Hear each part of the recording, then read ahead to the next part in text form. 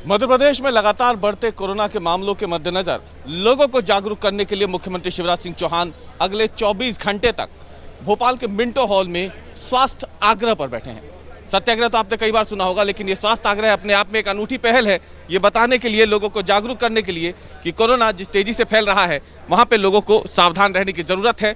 Mask पहनना है, social distancing का पालन करना है और इन्हीं तमाम पहलुओं पे, मुद्दों पे लोगों को जागरूक करने के लिए अगले 24 घंटे तक इसी तरह खुले आसमान के नीचे मुख्यमंत्री कार्यालय चलेगा। मुख्यमंत्री शिवराज सिंह चौहान खुद यहां मौजूद रहेंगे और यहीं से सारे काम होंगे। अभी आप देख रहे हैं ये वीडियो कॉन्फ्रेंसिंग के जरिए कैबिनेट की बैठक जो हर मंगलवार को होती है मंत्रालय में, लेकिन आज वो यहीं खुले आसमान के नीचे होगी, क्योंकि इसके जरिए एक संदेश मुख्यमंत्री शिवराज सिंह चौहान देना चाहते हैं कि लोग जिस तेजी से कोरोना का संक्रमण बढ़ रहा है वहां पर अब अपनी सावधानी वो बरतें, क्योंकि सरकार के प्रयास अपनी तरफ हैं, लेकिन लोगों को जागरूक होने की बेहद ज़्यादा ज़रूरत है।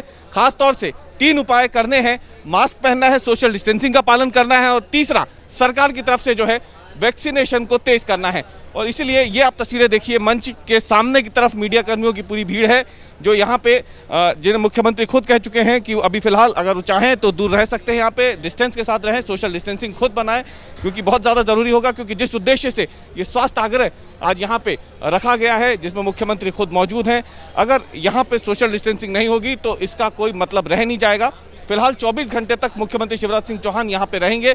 आज शाम को कोरोना समीक्षा बैठक भी इसी मंच से होगी। रात को जो रात्रि विश्राम है वो मिंटो हॉल में रहेगा और उसके बाद कल दोपहर 12:30 बजे स्वास्थ्य आग्रह का समापन होगा, जहां पर मुख्यमंत्री पहले पत्रकारों से बातचीत करेंगे। कोरोना को लेकर के जो स्थितियां बनी हुई है उसको लेकर क्या नए फैसले लिए जा सकते हैं या क्या नए फैसले कोरोना समीक्षा बैठक में लिए जाएंगे, उसकी जानकारी देंगे। आज का दिन बहुत पवित्र और ऐतिहासिक दिन है। 6 अप्रैल 1930 को गांधी जी ने दांडी मार्च, नमक विरोधी कानून को तोड़ा था और दांडी यात्रा की थी। आज उस यात्रा का समापन हुआ था। आज भारतीय जनता पार्टी की भी स्थापना दिवस है। गांधी जी ने सत्याग्रह किया और सत्याग्रह के माध्यम से देश को स्वतंत्र और आजाद करा दिया। हमारे प्रधानमंत्री श्रीमान नरेंद्र मोदी जी ने स्वच्छ आग्रह किया और देश को स्वच्छ बना दिया। मैं आज स्वास्थ्य आग्रह पर बैठ रहा हूं। पहला सुख निरोगी काया, शरीरम आधम खलु धर्म साधनम। कोरोना एक ऐसी महामारी है जिसका संक्रमण पूरी दुनिया और पूरे देश में फैला हुआ है। हमारे देश में भी और हमारे प्रदेश में भी ये तेजी से बढ़ रहा है। ये बीमारी ऐसी है कि केवल सरकारी प्रयासों से इस पर नियंत्रण नहीं किया जा सकता, क्योंकि संक्रमण फैलता है समाज के आपस के व्यवहार से भी। प्रधानमंत्री जी ने इस महामारी से निपटने का एक मंत्र दिया है, टेस्टिंग, ट्रेसिंग, ट्रीटमेंट, टीकाकरण, और एक प्रमुख बात कही है, कोरोना संक्रमण को रोकने का व्यवहार चाहिए।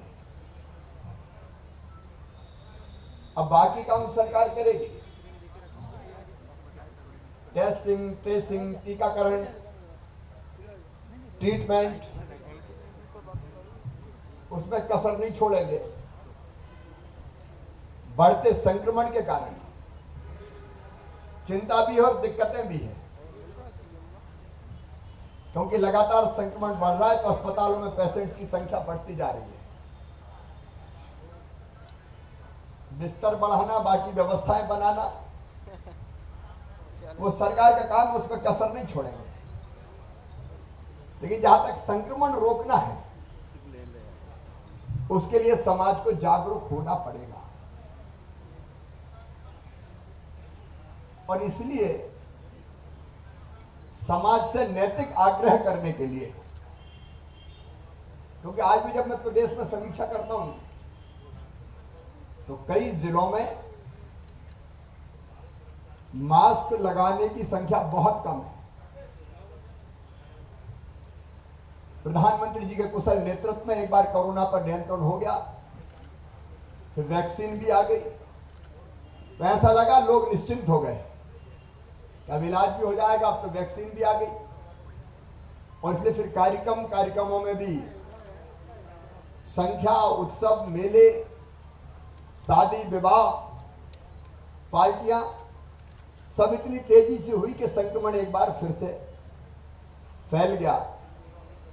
अब उसको रोकने का एक उपाय है लॉकडाउन, लेकिन लॉकडाउन हमारी अर्थव्यवस्था को तबाह कर देगा, बर्बाद कर देगा, लोगों के रोजगार छीन लेगा। लॉकडाउन सबसे सस्ता तरीका, आसान तरीका है कि बंद कर दो सबको, लेकिन मैं उस तरीके को सही नहीं मानता। सीमित लॉकडाउन ठीक है, संडे लॉकडाउन कर लिया, बाकी 6 दिन काम चल गया, कहीं भयानक परिस्थिति आई तो और 2 दिन का कर दिया, 3 दिन का कर दिया, लेकिन परमानेंट लॉकडाउन समाधान नहीं है।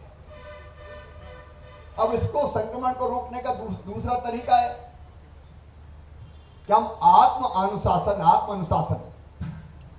अपनाएं। मतलब हम मास्क लगाएं, हम सुरक्षित दूरी बनाएं, हम हाथ बार बार साफ करें,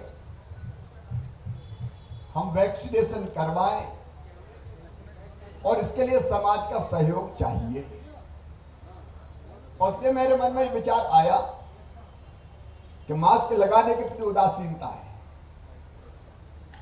इसके लिए लोगों को जागरूक करना पड़ेगा। डिस्टेंस मेंटेन करे, दूरी बनाए सुरक्षित, यह हमारे स्वभाव में नहीं है। लोग मिलते हैं तो आपस में हाथ मिलाते हैं, गले लगते हैं, लेकिन ये सुरक्षित दूरी मेंटेन करनी होगी, अन्य आवश्यक उपाय करने होंगे। तो मुझे लगा कि मैं नैतिक आग्रह करने के लिए, इससे नैतिक दबाव भी बनेगा, क्योंकि अगर कोई मास्क नहीं लगाता तो वो अपराध करता है। अपराध इस दृष्टिकोण से जिससे केवल उसका स्वास्थ्य प्रभावित नहीं होता, उससे लोगों का स्वास्थ्य भी प्रभावित होता है। और ये फीलिंग आए कि मास्क नहीं लगाना गलत है, और लोगों के मन में ये भाव जागृत हो कि मैं मास्क लगाऊंगा, लगवाऊंगा। इसलिए कल अभियान का प्रारंभ मैंने किया कि मैंने अपने परिवार के सदस्यों को ही मास्क लगा और तय किया कि परिवार के सदस्य बिना मास्क के नहीं निकलेंगे, मैं बिना मास्क के नहीं निकलूंगा। हम संकल्प करें कि मैं मास्क लगाऊंगा, मेरा परिवार मास्क लगाएगा।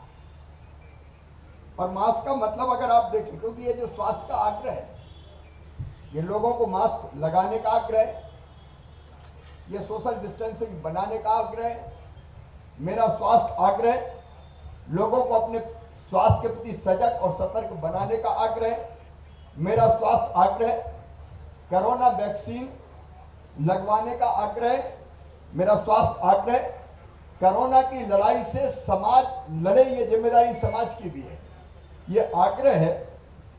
और इसलिए आज मैं 24 घंटे के लिए यहाँ बैठा हूँ, लेकिन केवल बैठा नहीं रहूँगा, मेरी कैबिनेट होगी अभी, वो भी कोरोना पे चर्चा करेगी, कोरोना की यही से समीक्षा करूँगा, समाज के अलग अलग वर्गों से बात करूँगा, सुझाव आमंत्रित करूँगा, कई वर्गों से मैं यही वर्चुअली बात करने वाला हूँ। तो ये ऐसा स्वास्थ्य आग्रह नहीं है कि मैं 24 घंटे चुपचाप बैठा रहूँ, लगातार काम करेंगे, मैं काम करूँगा, मेरी टीम काम करेगी। इस स्वास्थ्य आग्रह के लिए कार्यकर्ताओं को निवेदन किया कि कोई ना आए, ताकि यहाँ सोशल डिस्टेंसिंग मेंटेन हो सके। 8-10 जरूरी कार्यकर्ता दूर दूर बैठे, इसके अलावा कोई ना आए, ये प्रार्थना और ये आग्रह की। मेरे लिए मास्क का मतलब है एम से मेरा, ए से आपका, एस से सुरक्षा और के से कवच। मेरा आपका सुरक्षा कवच ये है मास्क। और मैंने ये भी कहा कि हम ये अभियान चलाएं कि मास्क नहीं तो बात नहीं। दुकान में जाए और दुकानदार मास्क ना लगाए, वहां कह दे मास्क नहीं तो सामान नहीं। कई बार ग्राहक बिना मास्क के आए तो उसको भी ये कहा जाता है कि पहले मास्क लगाओ फिर सामान दूंगा। एक जागरूकता पैदा करने का ये अभियान है। और इसलिए मैं सबसे पहले पत्रकार मित्रों से ही ये निवेदन करना चाहता हूं, ये कोई पॉलिटिकल कार्यक्रम नहीं है। इसमें सभी जो हमारे पत्रकार मित्र हैं उनका सहयोग चाहिए। अलग अलग चैनल्स और अखबार हैं, उनका सहयोग चाहिए, क्योंकि आप बहुत बड़ा माध्यम है जिनसे जागरूकता पैदा की जा सकती है।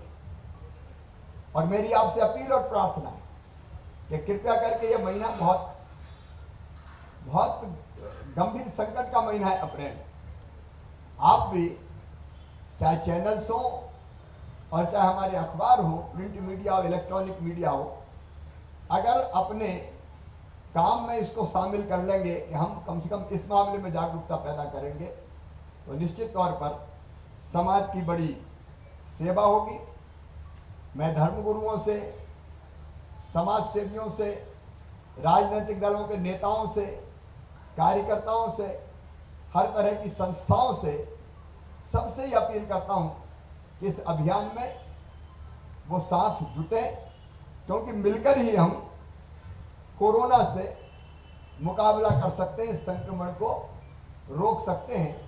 एक अभियान और हमने प्रारंभ, अब जो मैं उनकी आलोचना नहीं करूंगा, मैं तो इस मामले में कोई राजनीति नहीं, सबसे सहयोग की अपील करूंगा।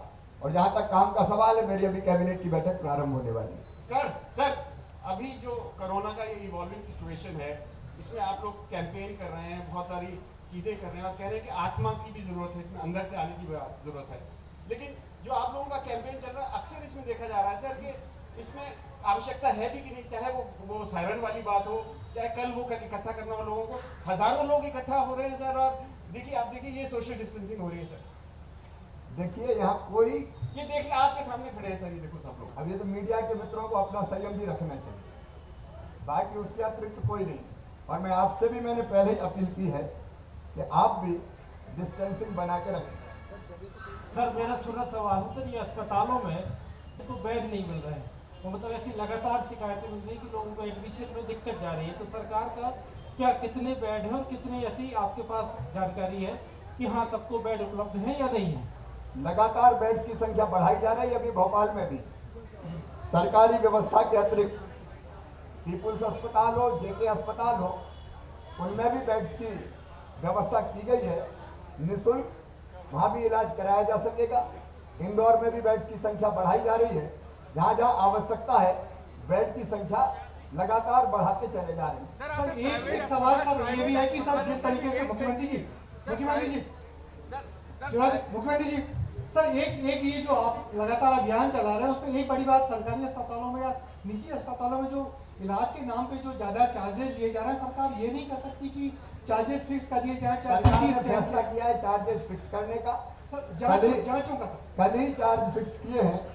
700 रुपया प्रति मरीज टेस्ट का जो शुल्क है वो कर दिया गया है। रैपिड एंटीजन टेस्ट का शुल्क 300 रुपया कर दिया गया है। जहाँ नियंत्रण की आवश्यकता होगी वहाँ सख्ती से नियंत्रण भी किया जाएगा। रेट सारे तय